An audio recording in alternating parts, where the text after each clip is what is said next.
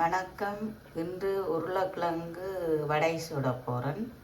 இது சிவப்பு தோல் உள்ள உருளைக்கிழங்கு 2 எடுத்து வச்சிருக்கிறேன். இனி இதை தோலெல்லாம் சீவிட்டு அவிய வைக்கணும். உருளைக்கிழங்கு அவித்து வடை சுட போகிறேன். இப்போ உருளைக்கிழங்கு சீவி நல்ல சின்ன சின்ன வெட்டி உப்பும் போட்டு அவிய வச்சிருக்கு. கொஞ்சம் அவிஞ்சால் தான் அது மசியும். மசிஞ்ச பிறகு தான் வடை சுடலாம். இப்போ உருளைக்கிழங்கு அவிய வச்சுக்கிறக்கு.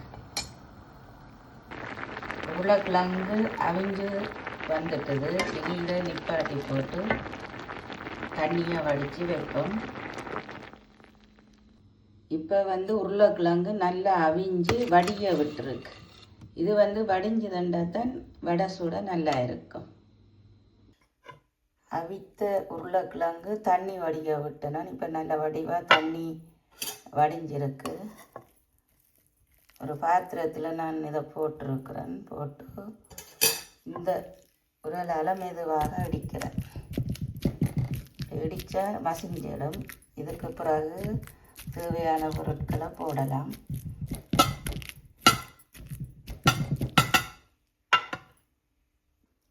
நல்லா மசிச்சாச்சு. இனி இதுக்கு தேவையான பொருட்களை போடுவோம். நல்லா மசிச்சு வந்துட்டு கொஞ்சம் மஞ்சள் போடுவோம்.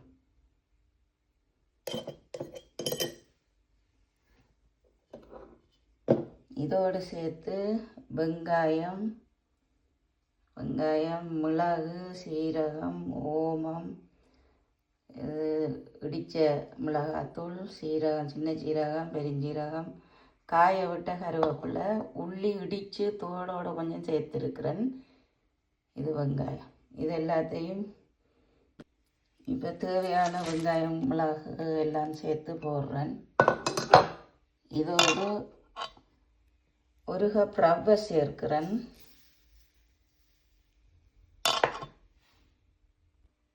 ஏற்கனவே உருளைக்கிழங்குல கொஞ்சம் உப்பு போட்டு தான் அவிய விட்டது. இன்னும் கொஞ்சமாக போடுறேன்.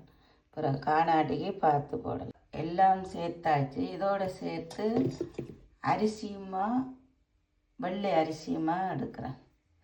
ஒரு 2 மேசக்கரண்டி போடுவோம். ஏனெண்டா அப்போ தான் வடை முறுமுறுப்பாக இருக்கும். இப்போ எல்லாம் போட்டாச்சு. இதால் அமர்த்தி சேர்ப்போம். இப்போ எல்லாம் கிழங்கோடையே சேர்த்து மசிச்சு வச்சிருக்கு.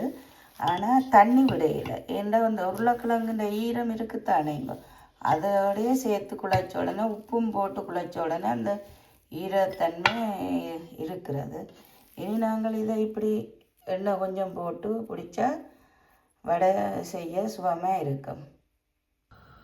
இப்போ எண்ணெய் காயுது. உருண்டையாக வச்சு இப்படி அமர்த்தி போட்டால் வேலைக்கு சீக்கிரமாக போடலாம். இது என்ன சொன்னால் வேலைக்கு ஒரு 9 உருண்டை கிட்ட இருக்குது. இது பார்த்தீங்களா, இது இது பொரிஞ்சு வருது. உருளைக்கிழங்கு வடை முடிஞ்சு வருது, பொரிஞ்சிட்டுது. இன்னும் ஒருக்கா போடுவதற்கு இருக்குது. இதே பாருங்க. ஆனால் எண்ணெய் கூட குடிக்கல, நல்லா தான் வந்திருக்கு. இது எடுத்தாச்சு. சூடு கொஞ்சம் குறைச்சி தான் விட வேணும். நல்லா கூட்டி விட்டால் எரிஞ்சு போயிடும். மீதி இருக்கிறத போட போகிறேன். எல்லாத்தையும் ஒன்றா போட்டு விடுவேன். சீக்கிரமாக முடிஞ்சு. என்னாலும் பரவாயில்லை, 1 மணிக்கு காலத்தில் இருந்தால் எனக்கு முடிஞ்சது. அதை போட்டுட்டா ஆனால் போடலாம் கிடக்குது.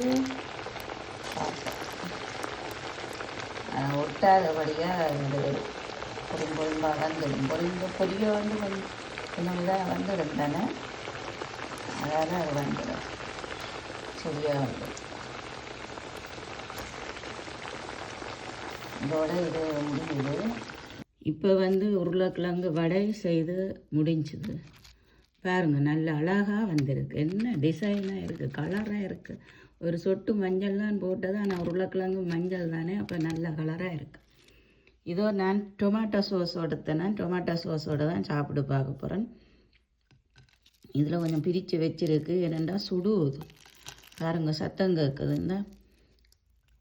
ஏனென்று சொன்னால் அரிசி மாவும் ரவையும் போட்டது, மற்றது நல்ல வாசமாயும் இருக்குது. ஏனென்று சொன்னால் மிளகு இடித்து போட்டேன் நான். மற்றது ஓமம் இருக்குல்ல, ஓமம் கொஞ்சம் நைசிச்சுட்டு போட்டேன் நான். ஆனால் நல்ல வாசமாக இருக்குது. நான் காரத்தோடு சாப்பிட்றேல, காரமும் இருக்குது. இது மிளகா, தனி மிளகா சோஸ். இது மிளகா சோஸ், இந்த அரிசான்னு சொல்கிறது. இது உரைப்பு, விரும்பினவே உரைப்போடு சாப்பிட்டாலும் நல்லா இருக்கும். ஆனால் நான் டொமேட்டோ சோஸோடு சாப்பிட்றேன். பாருங்க சத்தம் கேட்குது. ஏன்னு சொன்னால் அரிசி மாவும் ரவையும் சேர்ந்து செய்தபடியாக அது முறுமுரண்டு இருக்குது. உருளைக்கிழங்கு அப்படி தானே இருக்கும். ஓகே, நன்றி, வணக்கம். நீங்களும் செய்து இதே மாதிரி சாப்பிடுங்கள்.